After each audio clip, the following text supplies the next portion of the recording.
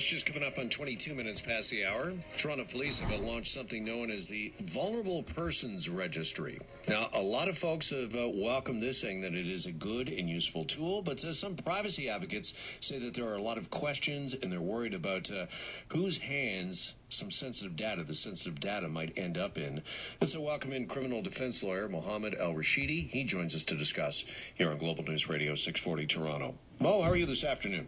Doing very well, Jeff. How are you? I'm well, too. Thanks so much for joining us. First of all, for those that aren't acquainted with the Vulnerable Persons Registry, why have the police launched this? What's it all about? Well, this is a system that will allow individuals who are considered to be vulnerable persons, along with their loved ones, family members, for example, guardians, and people who have power of attorney, to actually input information about them in a system so that police officers would have more information in times of crisis. So, for example, when the police get a call to attend to a domestic situation, if there has been a report put into this system that advises the police of potential issues or illnesses or triggers for the people in that household, the police would be armed with that and would hopefully be able to make a more informed decision when they approach them. And some of the examples that are given is perhaps the person may show violent tendencies, but they're actually not. They're simply triggered by flashlights or certain sounds, that sort of thing. Okay, so information is power, and anything the police can have in their hands before they go into a potentially dangerous situation, a better outcome can be expected? Yes, that's the argument. Yeah. And what sort of information specifically are police requesting? I was also thinking when I heard about a vulnerable persons registry about people who've got, older parents, elderly people in their lives that might have Alzheimer's in case, they wander off and they call police, contact police to help locate them. Yeah, so that is part of it. The information that we have so far would go into, there can be a photo and a physical description of the person. There can be specific behaviors outlined. There can be de-escalation strategies that have worked in the past as a recommendation for the officers on scene, and of course contact information for family members and those who might be able to assist or support during a crisis situation. Okay, I imagine date of birth, all of that information as well. Yeah, of course. So all the basics and the vitals. However, you do have to keep in mind that the police already have a lot of databases and a lot of information on people. And one of the major sources of that would be an example of what's called the CPIC. And the police are able to pull up a significant amount of information on people at this point as it is. This is sort of more focused and allows it sort of a voluntary basis, but not only by the vulnerable person to submit, but rather those who are close to them. Okay, so supporters believe this is a valuable new tool for police, as we've talked about here, Mo, but there are privacy advocates that are raising a red flag and are a little worried that police are getting this much information on vulnerable people. And is there a legitimate concern that it may make those that are already vulnerable even more so? Yes, so there are concerns, and I think what we can all agree on is that we do have a problem, Jeff, and the problem is when the police arrive in a crisis situation and they have some information, never really everything that they need to know, but they have some information, and they have to deal with a dangerous situation, and they need to de-escalate it.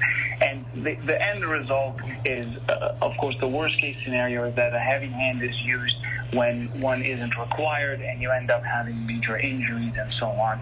That's, of course, the worst-case scenario. But what is even more common, even when the police approach the situation with limited information, is that they throw the book at this person, meaning they start to process them through the criminal justice system. So instead of the person needing help, they essentially get punishment. And that leads to the family suffering as well as the individual, of course, suffering, because the criminal justice system is just not equipped to deal with this type of situation, and yet it's bursting at the seams with vulnerable people. So to solve that problem, everybody, I think, agrees we should come up with different ways. Now, will this lead to that? That's where the question is. And to come to your concerns, because there are definitely many, a lot of flags do arise. We are in an age now, we're approaching 2020. There's a tremendous amount of data out there. Do we really need to give the police more data? And you put it very well, Jeff, when you said information is power. Exactly. The police is already extremely powerful, certainly in Canada. There's tremendous powers afforded to the police. Do they need more power to do their job? Then you get into the safety element of this database. Who's going to have access to it? And who's going to be able to input information and remove the information from it? Keeping in mind historically, Jeff, that just because a project or a policy at its outset is implemented for a specific reason does not mean that it continues to be used for that reason down the road. Yeah, one of the big dangers, I'm thinking about somebody who's looking for employment, perhaps, and Right. All of a sudden, if they do have violent tendencies or violent past, it might not be something that is germane to the job they're applying for, Mo, or it might be something that is in their past, and they've sought therapy and successfully moved on from that, maybe, and they don't have the opportunity or a fair shot, say, at a job, because all of a sudden this now is out in the ether in the public sphere.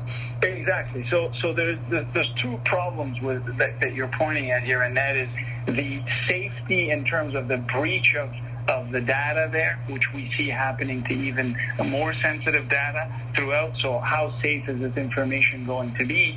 And then the consequences of it leaking out. And you're absolutely right that the job market is one example. But remember, we also have this very new powerful force in our society, which is social media. And that has zero controls. I've heard concerns where people say, well, what about these documents getting into court? And I answer to that by saying, don't worry about court that much. There are a lot of controls. There's a gatekeeper in the form of a judge. There are lawyers involved and a lot of rules. But social media has no control. So if you were to put a child or someone who is young on that system because you believe is the right thing to do, even as a parent who's well-intentioned, what's going to happen if that information was to leak out and now be circulating in their school? Or, as you say, for adults in the workplace. So, yes, there's a definite issue there, because who wants to be identified as a vulnerable person? I would assume not a lot of people, even if it's helpful. So how that information is going to be used, assuming good intentions, but also understanding the history that systems are often used for other things down the road. It's a slippery slope, right? Right. Just finally, we'll get you out on this question. I'm wondering, as a criminal defense lawyer, is there any concern? You just mentioned the courts and that there are judges and some protections, but do you think that it limits an accused's right to a fair trial or getting a fair trial? Is there, I don't know, are you seen more guilty perhaps because you might be on this vulnerable list and some of these tendencies might be there and could be used against you? I think socially, and in the court of public opinion, yes, of course, people make these judgments. Unfortunately, we have a long way to go to educate ourselves about mental illness and other inflictions that we deal with. But from a court perspective, I am less concerned about it impacting the court system, because, as I said, the court system has a lot of checks and balances, starting with the gatekeepers as judges, as well as the appeal process. So there is oversight. The question is there oversight for this database and for this system, or will the police just be able to control all aspects of it, whether it be inflow and outflow of information as well as access? The important thing is checks and balances and oversight. That's the key. All right, lawyer Mohamed Rashidy with us this afternoon. Mo, really appreciate your time. Thanks for coming on to discuss this with us. Thank you, Jeff. It's my pleasure. Anytime. All right, when we get back after